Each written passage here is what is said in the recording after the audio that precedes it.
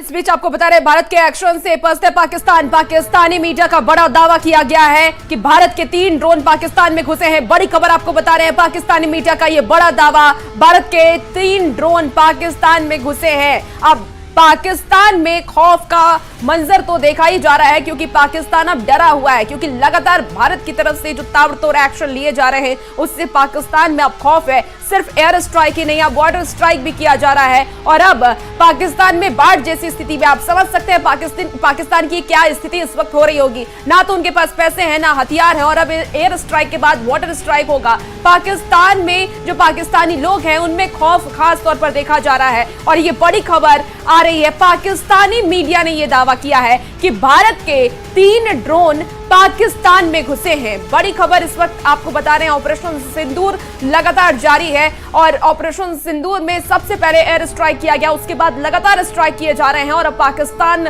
तहस नहस हो चुका है। पाकिस्तान की तरफ से ये पाकिस्तानी मीडिया का ये आंकड़ा सामने आया, जहां उन्होंने कहा है कि भारत के 3 ड्रोन पाकिस्तान में घुसे हैं।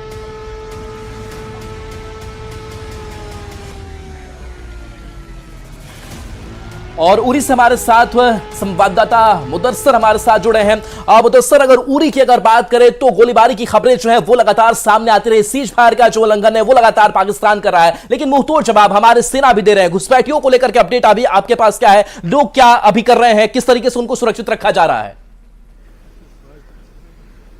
हाँ बिल्कुल, अगर उड़ी की बात करेंगे तो ग्राउंड जीरो पर हम मौजूद है और लगातार न्यूज 18 की टीम जो है सिचुएशन को मॉनिटर कर रही है, एसेस कर रही है। और हमने रात भर देखा कि जो सीज फायर वायलेशंस है वो पाकिस्तान की तरफ से लगातार हो रही है, और जिसके बदले में जिसका नतीजा ये निकला कि जो सिविलियन टारगेट्स है, सिविलियन रेजिडेंशियल हाउसेज है, उनको टारगेट बना दिया गया और जिसकी वजह से नुकसान जो है काफी हुआ है। चाहे उड़ी के लगामा क्षेत्र की बात करेंगे, सलामाबाद की बात करेंगे, कालगी की बात करेंगे और हाजी पीर सेक्टर या फिर सलामाबाद जो उड़ी सेक्टर है, कमान पोस्ट सेक्टर है, तो वहां से 3 तरफ से जो पाकिस्तान की सेना है उसने जो है सिविलियन टारगेट्स, सिविलियन रेजिडेंसीज पे निशाना साधा। और जिसके जवाब में जो इंडियन आर्मी की बात करेंगे, भारतीय सेना काफी सक्षम है और काफी मजबूती से जवाब दे रही है पाकिस्तान को। और हमने देखा कि रात भर यहां से रिटेलिएट किया इंडियन आर्मी ने भी, और जिसके बाद आज सुबह से जो है शेलिंग का सिलसिला बंद हुआ है। लेकिन आप देख सकते हैं ये उड़ी की तस्वीरें हैं, ये उड़ी का मेन मार्केट है और जहां पर आप देख सकते हैं लगातार यहां पे शटडाउन ऑब्जर्व किया जा रहा है। दुकानें बंद है,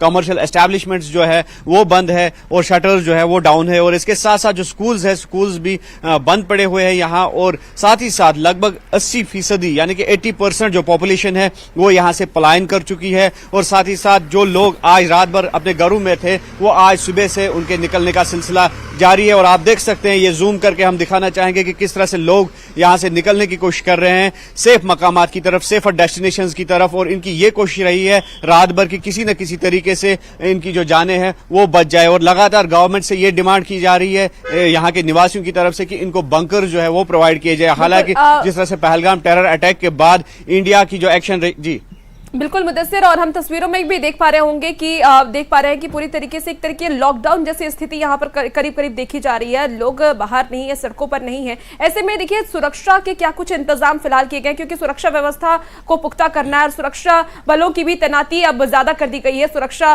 पुख्ते कर दिए गए। क्या कुछ जानकारी है सुरक्षा को लेकर के?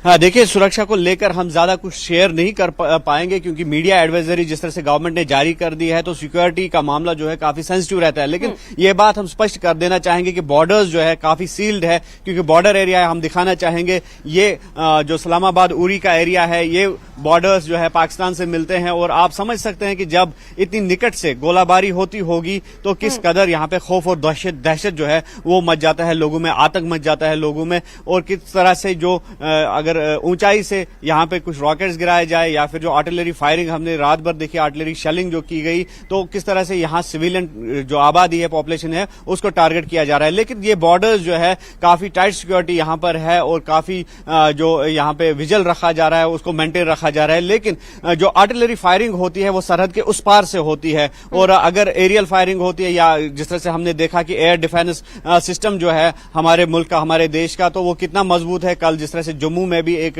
जो अटैक है उसको थ्वार्ट किया गया और जिस तरह से जो मिसाइल्स थे उनको नाकारा बना दिया गया हमारे एयर डिफेंस सिस्टम के कारण। लेकिन जो शेलिंग है, मोर्टार शेलिंग की अगर हम बात करेंगे या फिर जो आर्टिलरी शेलिंग की बात करेंगे, ये जमीन से जमीन के थ्रू ये वार जो है किया जाता है और इसमें जिस तरह से नुकसान जो है वो काफी उठाना पड़ रहा है सिविलियन आबादी को। हालांकि यहां से भी कोशिश रहती है इंडियन आर्मी की कि इसका मुंहतोड़ जवाब दिया जाए, और लेकिन जिस तरह से पहले भी हमारी सरकार ने स्पष्ट किया कि जो पाकिस्तान की सिविलियन वाली आबादी है उसको टारगेट बनाना कतई तौर पर देश की मंशा नहीं है, इंडियन गवर्नमेंट की मंशा नहीं थी, आपके पास आएंगे और स्ट्राइक किया गया।